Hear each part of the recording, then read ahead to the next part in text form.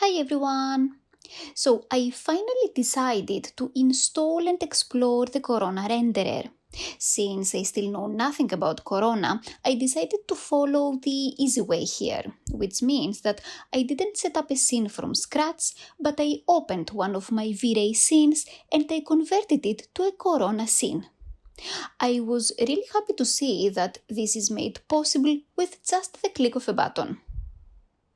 I decided to do my testing in this bathroom scene since you also have it so that you can follow the steps with me if you also want to test the Corona renderer.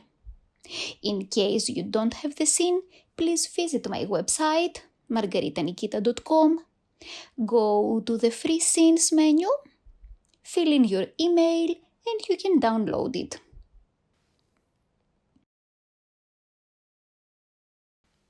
If we go to the Render Setup dialog box, you will see here that I am using the V-Ray 5 renderer.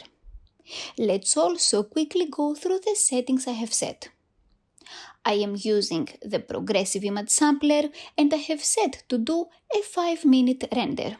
This means that our render will have noise because 5 minutes are not enough for the software to do the necessary calculations for a clean render. But at this point, I only want to test the two renderers, so speed is what is more important for me now. In the GI menu, I am using the brute force with the light cast in their default settings. So, if we hit the render button, here is the render we get. The quality is not great and I can mainly understand this from the mirror, which looks very blurry. The image gets blurry because of the use of V-Ray denoiser. We have said in past videos that V-Ray denoiser smartly blurs the render to cover the noise of the image. If I come to the layers and hide the denoiser, you can now see the noise present in the scene. Let's now convert this scene to a Corona scene. Go to the Render Setup dialog box, to the Renderer field and choose Corona Renderer. Then go to the Scene menu and to the General Settings rollout. As you can see here, Corona uses the progressive method as well. And as in V-Ray, we can either set the time limit or set the noise level limit. Since in V-Ray I set to do 5-minute test renders, I will do the same here. So I will go to the minutes field and type 5. In V-Ray, I would go to the Render Elements tab and I would add the V-Ray denoiser and the V-Ray light mix, which are two really useful render elements. Corona has the same two features, but they are not in the Render Elements tab. We need to go back to the Scene menu, and if we click on the Setup Light Mix button, the Corona Interactive Light Mix Setup dialog box opens and we click on the Generate button.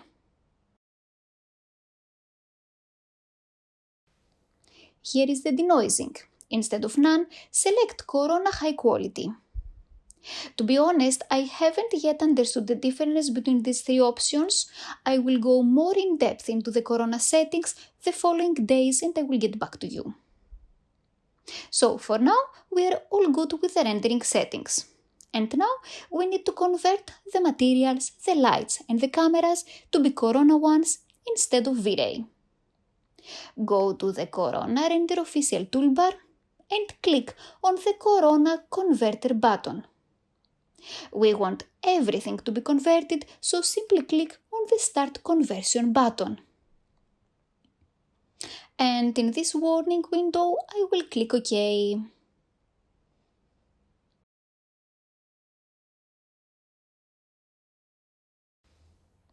Don't worry that in the viewports our materials appear white. If I open the material editor, click on the Pick Material from Object command and click on the marble wall, we see here that this material is no longer a V-Ray material, but a Corona material. If I click on the Show Shaded Material in Viewport button, and choose the corona material, we can now see the preview of the texture in the camera viewport.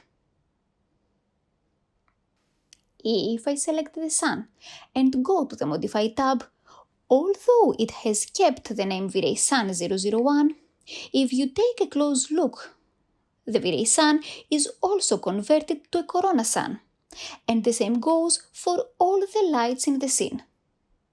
So with just one click of the button, our scene is automatically converted to a corona scene. And let's hit the render button to see what we get. Our scene is pretty dark. If you see here, the exposure is set to -11 and is locked. This is the reason our image looks so dark. To enable this setting, we need to press 8 to go to the environment dialog box, and we need to set the exposure control to no exposure control. If we now render, the exposure is set to 0 and is enabled to adjust it. And as you can see, the scene is now bright. What I also notice here is that the IES lights that I have placed have the reflections visible, and so we can see the shape of the light reflected on the mirror.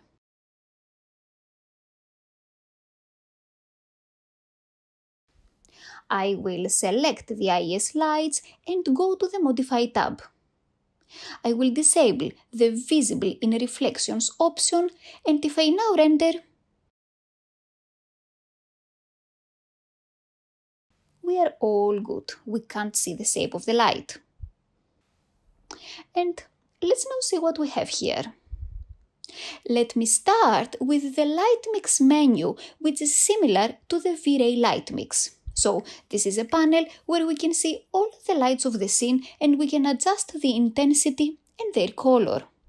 My sunlight is rather strong, so let me go to the V-Ray Sun 001 and make it, let's say, 0.3. As I said before, don't get confused by the name, that it says here V-Ray. It has kept the old name, but this is a Corona Sun. And I will also go to the sync lights and reduce the intensity by half. So I will type here 0.5. Let's now go to the post menu. In V-Ray 5, we have the layers, and more specifically, let me go back to the V-Ray scene. We need to click on the Add Layer button and choose the layer we want to add. So let's choose, for instance, the exposure layer, and now we can control the exposure, the highlight burn, and the contrast of the image. We can click again on the Add Layer button and choose white balance or curves and so on. Let's now go to the Corona scene. So in Corona, we have the post menu, which includes the same settings, but now they are all visible. We don't have to add them anymore. So here we have the exposure, and let me make it to -0.2. We have the highlight compress, which is the highlight burn we have in V-Ray, and let me make this 1.5. We have the white balance. I will make this 5500 Kelvin, and the contrast. I will also enable the curves and click on the editor to adjust it.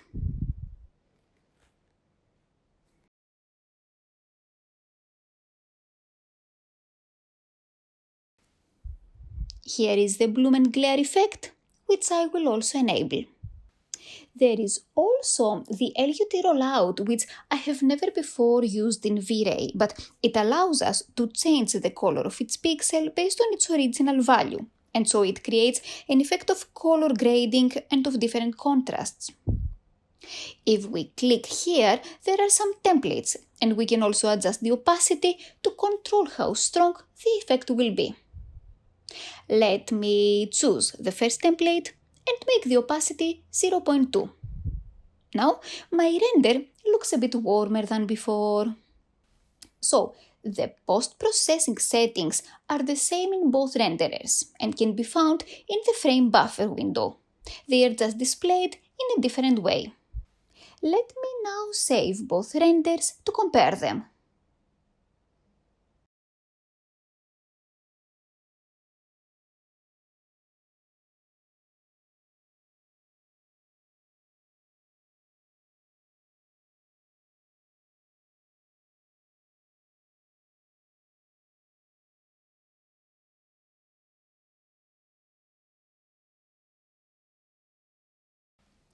This is the V-Ray render, and this is the Corona render. At a first glance, what I notice is that the denoising effect is stronger in V-Ray. You can see how blurry the mirror looks, while in Corona, the reflections look really good. In the Corona render, the noise is present. I can see it on the wooden door, or on the sink, or here in the reflections, while in V-Ray, because as we just said the denoising effect is stronger, the surfaces do not have noise, but they are all blurry. Of course, we can adjust how strong the denoising effect will be in both renderers. If I go to the Corona scene, the default value is 0.65. If I make this one, now we no longer see noise on the mirror and on the sink, but on the door it is still visible. To improve this, we need to increase the rendering settings to get a clean image. But I find this preview really good for just 5 minutes of rendering time. I would send this render to a client to receive feedback before producing the final clean render. If I now go to the V-Ray scene and to the denoiser, here we have the opacity bar, so I can scroll to the left and the image will get less blurry, but at the same time noise is present. I can change the preset from default to mild, which means that it will be less strong, but I still don't really like the result I get. So although this result is also good for just 5 minutes of render time, this is not an image I would send to a client of mine, simply because I'm pretty sure that he wouldn't understand why my mirror looks this way. So first, I would increase the render time to 20 minutes or so to have a cleaner preview, and then I would send this render. So far, I prefer the Corona denoising compared to the V-Ray denoiser. When I review the Corona render, I see some nice reflections on the marble walls and on the metal. If I compare the same area in the V-Ray render, I still see the reflections, but I find them more realistic and better defined in the Corona render. If I now compare the shadows in the two scenes, in the V-Ray scene, do you see how strong the shadow of the WC is casted on the floor? If I now go to the Corona render, this shadow is not as strong as before, and it is much more realistic, to me at least. Moreover, the shadows from the sun are better defined, and I can see the divisions of the window mullions on the floor and door, while in the V-Ray render those are not visible. So, if you're asking me, the difference is on the details, but at a first glance, I am leaning towards the render I get when using the Corona renderer. The materials, the lighting and the shadows, I believe, are represented better and more realistic when using the Corona renderer, at least in this specific scene that I'm testing. The following days, I will explore more in depth the Corona renderer, and I will get back to you with more videos on how to use it as well in your projects. Take care, till then.